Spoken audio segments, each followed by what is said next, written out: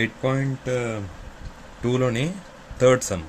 Okay, if tan a plus b equal to √3 and tan a minus b equal to 1/√3, okay, then find angles a and b.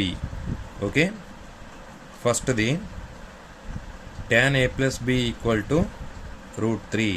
Okay, ఇప్పుడు √3 అనేది ట్యాన్లో ఎక్కడ ఉంటుంది? tan 60లో ఉంటుంది √3. Okay, అంటే ఇప్పుడు ఏంటి? tan a plus b equal to tan 60 అనమాట. tan పోతే a plus b equal to 60 degrees. Okay, ఇది ఫస్ట్ ఈక్వేషన్. నెక్స్ట్ ఇది తీసుకోండి, tan a minus b equal to 1/√3.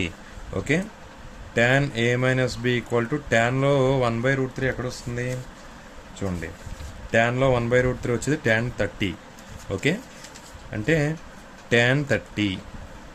Okay, tan పోతే a minus b equal to 30 degrees. Okay, so ఇది equation 2. Okay, equation 1 and 2 solve చేస్తే a plus b equal to 60 and a minus b equal to 30. రెండు solve చేస్తే b plus minus పోతాయి కాబట్టి 2a equal to 90. a equal to 90/2 equal to 45. a అనేది 45. ఇప్పుడు ఏని ఏదైనా ఈక్వేషన్లో వేయండి. ఫర్ సపోజ్ 1లో వేయండి, అంటే ఏలో 45 వేస్తే 45 plus b equal to 60.